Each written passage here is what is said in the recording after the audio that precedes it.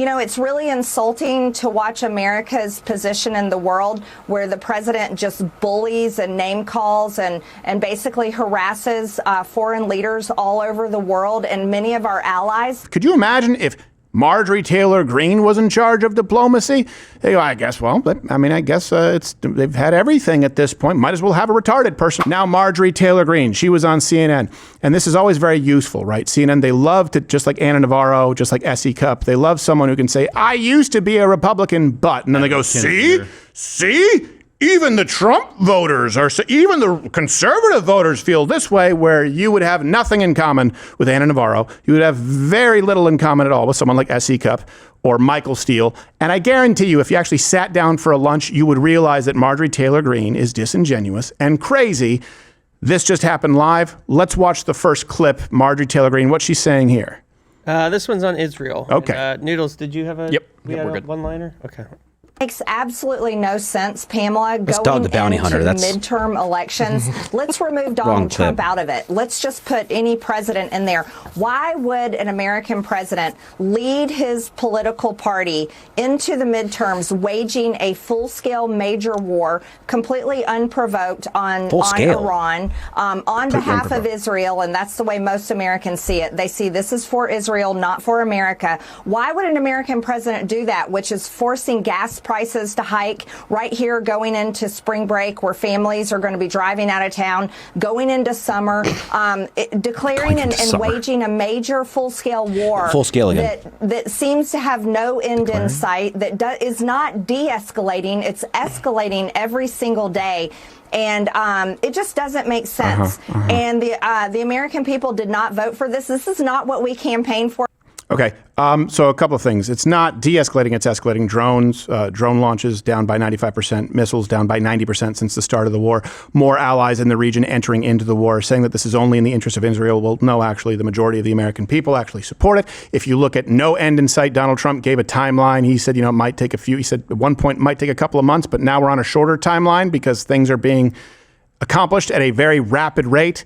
The gas price is going up. Well, that's a temporary issue that we knew could transpire, as opposed to Iran getting to the point where no one could stop them from locking down the Strait of Hormuz. So, like, everything she just said, it's echoing what the left has said, and it's the opposite of reality. It is that the regime is shrinking. Our alliances are stronger than they were before, not just Israel, but other people in the region, because of Iran acting as Iran does. Iran's leaders have been taken out. Their missile capabilities are down. Their drone capabilities are down. They're in a weakened state. And we probably won't be there for more than another few weeks, at least not at this current scale, which she says is large scale. Full scale. She didn't say large scale, she said full scale. By the way, there's no tanks on the ground. No. There's no divisions on the ground. No. It's just been an air battle and a naval battle. Right. Full scale. What are you talking about? No end in sight. What war had an end in sight? Right. Ever. What war did they start? They go, well, this will be over by afternoon. Yeah, exactly. Never. Mostly ones where they were wrong. Yeah. No end. Thank God this war has an end in sight. Yeah, the war should be over. It's almost June 14th. That's when the war ends. Yep. Yeah. By the way, I think the stupidest thing that she said throughout the entire thing, and this should, for me, this is very, very, very telling. If you didn't have it already, here you go. Why would he do that when people are about to go on spring break? That's not all. Why would he do that and hike up gas prices and oil prices when summer is coming as well? Name me a time in the year where it wouldn't impact the economy. Right. Name me a time on the calendar where a war that drives up oil and energy prices wouldn't have an impact. And then name me a president who said, there's an existential threat to the region, something that we've been dealing with for almost 40 years now. We have to go in and stop it. Oh, God, it's spring break in 2 weeks. Let's wait. Oh, yeah. Also unprovoked. Thousands of Americans killed. By the way, I get that you guys don't care because it took place over decades, right? A base here, a ship there, a few people here, a few civilians here, a reporter there, right? Thousands of Americans killed at the hands of Iran, and they've said they will kill as many as they possibly can. Unprovoked. No, it's not unprovoked. It's been provoked for a very, very, very long time. And then there was a moment in time where there was an opportunity. And he tried to negotiate. And you may disagree with it. That's fine. But don't say unprovoked. Don't say only Israel, because there are plenty of other people in the region, and ourselves included, And don't say this isn't what you voted for, because Donald Trump always said that about Iran, and we just showed you a clip where J.D. Vance did as well. Did you have something to add there, Neil? Yeah, so first off, research wants to point out that in the majority of polls, it's a 50-50 split at best. So the majority of Americans... McLaughlin this morning just came out, it was 51 support, 40-something opposed. Okay. Yeah. And then they say among Republican voters, however, 65 plus are at 86%. 40 to 64, 73%, where we're seeing the biggest issue is in the under 40 demographic. Right. They're at 51%, but you've got quotes like this where kids are saying, I feel betrayed. Sure. I don't know why we're fighting if we've never been attacked. But that's based on a lie. We've never been attacked. That's not true. That's the point. Right. That's a youth problem. That's the point. I'm sorry, your opinion is not as valid if it's predicated on... I'm not saying you're an idiot. If you say, I don't know why we're doing it when Iran has never attacked us. Bullshit. You don't know what you're talking about. They've attacked us many times, and if they had the capabilities, they would attack us more often. They've attacked us wherever they can, when they had opportunity, and they were building up an arsenal so that they could... They were building up an arsenal so that they could build a nuke unfettered. It's not that they were going to have a nuke, it's that they were building up an arsenal so we couldn't stop them from getting a nuke. But anyone who says, I don't know why they've never attacked us, that's an ignorant person. They have many times. Now, if your opinion is, sure, they've attacked us over the last few decades and they've taken hostages and they've publicly executed people. There are embassies, of course, where people were tortured. But it's not enough for war. Fine.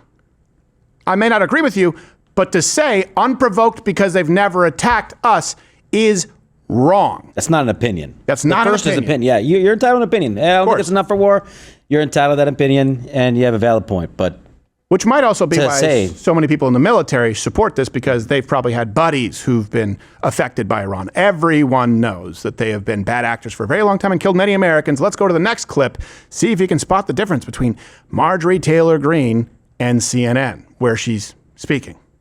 How insulting is it to Americans that the GOP can't even fund Homeland Security right now, our own government that protects our own homeland, while they're waging some war like 6,800 miles away in a country that none of us have ever been to, against a foreign people that none of us know, killing many of these people, even to the point of killing their children. Wrong. Okay, so we're killing the regime. That's why the overwhelming majority of the Iranian people are ecstatic about this, and you see that with every diaspora of Iranian people, Persian people around the world. So she's wrong about that. We're going there and we're killing children. Of course, there's collateral damage, so technically that's not a factual error, but again, it's always siding with those who are against the United States. And this is what they always do. Well, if we can't fund this, then how can we fund that? Okay. Sometimes there are budgetary issues where you can't do things unilaterally. You can take military action pretty unilaterally as the president. That's one thing that people need to understand. You can't really do that. She made the same argument with ICE in cities like Minneapolis. And you have sanctuary cities, you have sanctuary states. It has to go through the courts. This is a very lazy argument that suggests, well, they don't care about Americans. They're just doing this over there because they want to kill Iranians. And then they'll pivot to, they want to help the Iranian people once we see them celebrating, but they don't want to help Americans. It's lazy, it's intellectually dishonest, and it's based on false premises. Did you have something that you were going to add? Yep. So, like you were saying, opposition for the DHS funding's coming from the Democrats. Democrats have done this. Who want to defund ICE in order to resume funding. Where she could have helped, but she quit. Right. GOP is attempting to pass some stoppage funding, but Dems are opposing that too. Jeez. So your solution, vote less rhinos and Dems, vote more MAGA. It's this brain rot that comes. Listen, you want to be anti-war? Fantastic. Welcome to the table, because guess what? So am I. Sometimes it is the last resort. Sometimes you've negotiated to the point where you can't do it anymore. And you don't want another North Korea, this time situated in the Middle East, that has a proclivity to pick on its neighbors and want to wipe Israel off the map. Okay, fine. You can hate Israel. But the brain rot that comes with Israel bad leads you to conclusions like she's just made. The DHS thing is because the United States doesn't have money. We can fund it. It's Israel bad, so much so, and they control our president, they control everything else, that I'm going to take logic and economics and put them over here and never look at them again and go, well, we can't even defend our own homeland. Well, why is that? It's because it was shut down by the Democrats, you idiot. Yeah. You used to know that. Right. Before Israel But Donald Trump doesn't buy his own groceries, so everything he does is wrong now. We have one more clip from Marjorie Taylor Greene. Okay.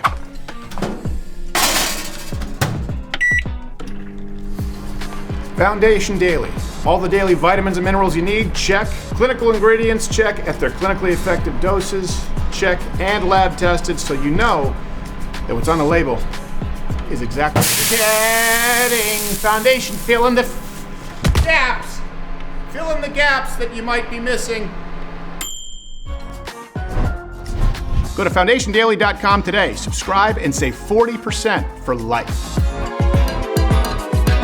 Help! Help! You know, it's really insulting to watch America's position in the world where the president just bullies and name calls and basically harasses foreign leaders all over the world and many of our allies. Pause. To the point now where he... That quite literally sounds like she read it from Salon or Slate or Media Matters. And it's quite literally what she did to her own president during a State of the Union address. Right. Think about this. I mean, this is what the left say. Don't you want your standing in the world to go, don't you want to be respected? Vote Joe Biden. That's what she's saying. Anyone want to argue that Joe Biden commanded more respect than Donald Trump? Hey, think about this. You want to talk about respect in the world?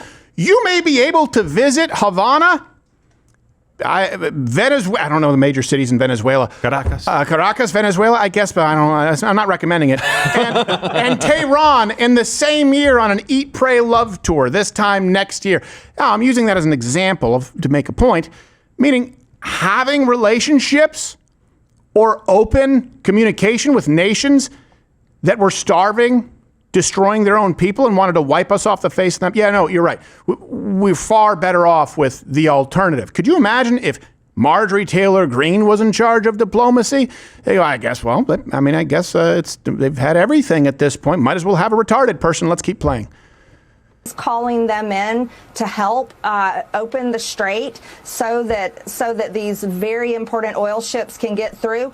Many of them are not responding. And here Americans spent, trillions of dollars in our tax dollars defending all of our allies with military bases on these countries' homelands, protecting them, especially Europe and NATO, but yet they are not quick to respond.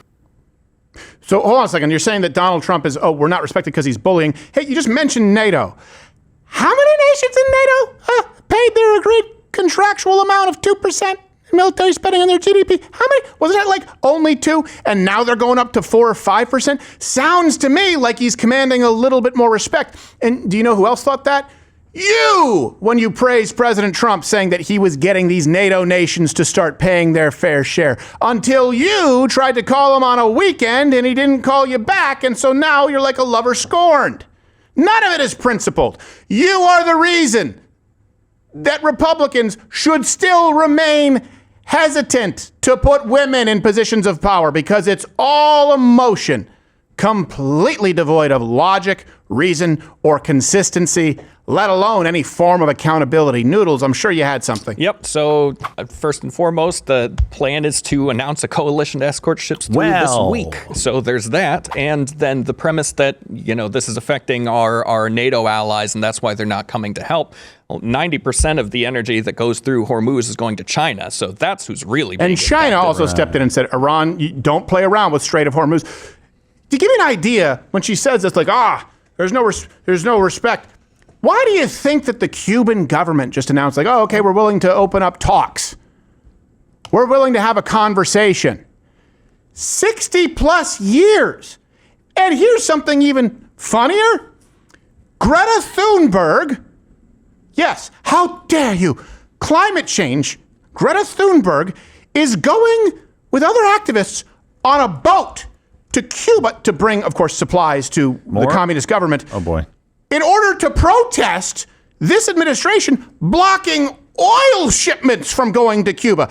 Donald Trump got Greta Thunberg to demand that we release oil to Cuba.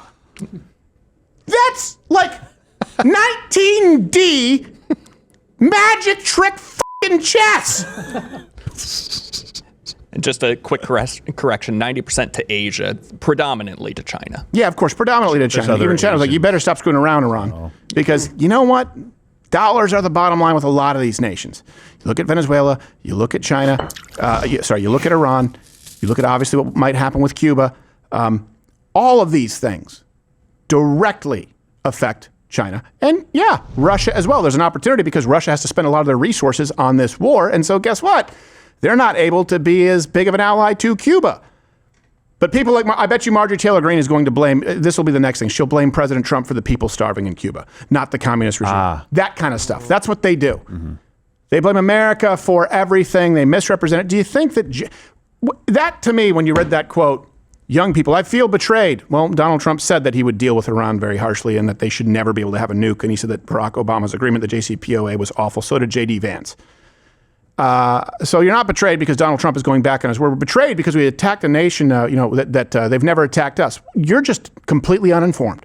That's just not true. Yeah.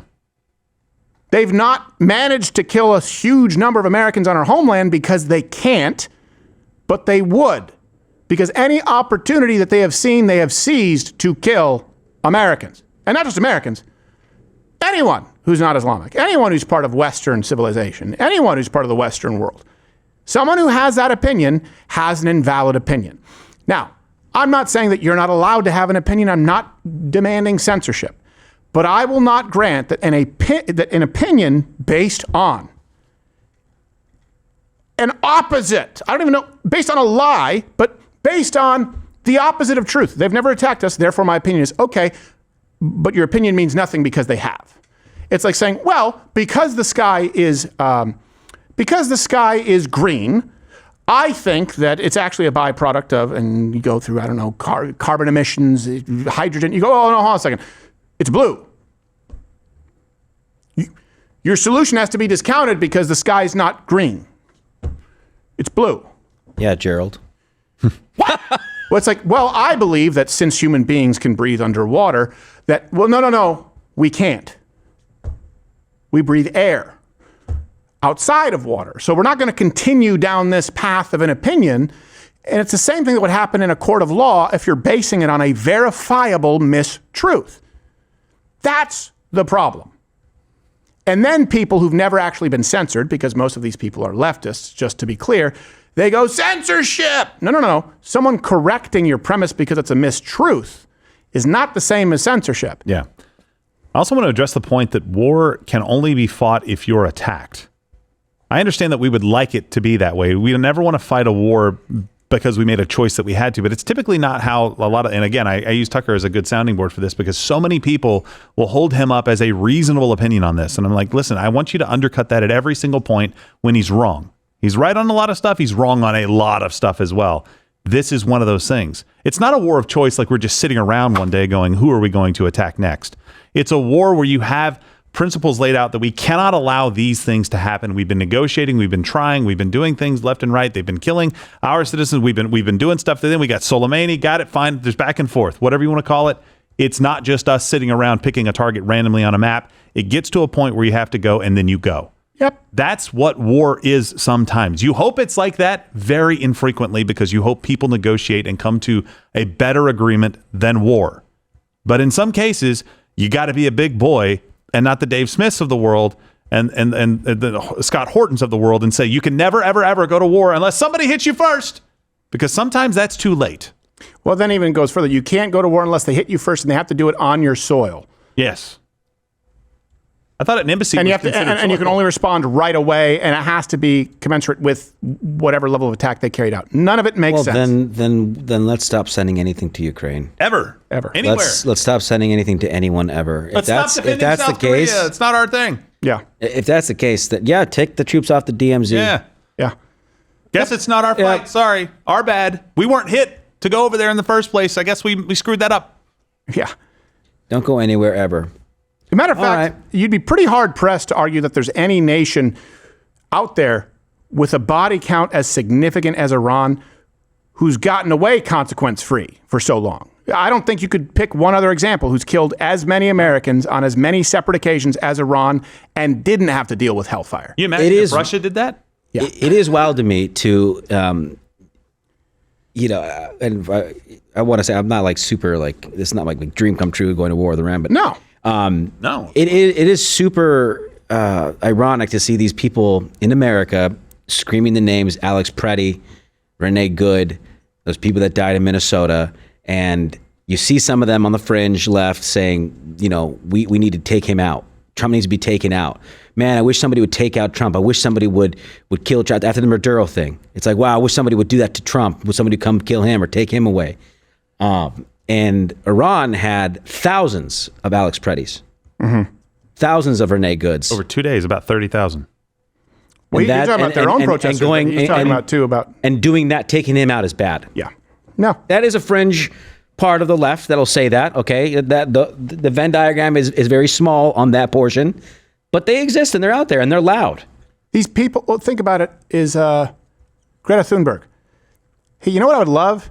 If when she gets to Cuba, she's greeted by the people of Cuba and not liaisons in the government. Yeah. If she's greeted by the people who burned down the communist headquarters. Oh, no. You know what? Hey, Greta Thunberg, go talk with any fucking Cuban American in South Florida. Go talk with any of them.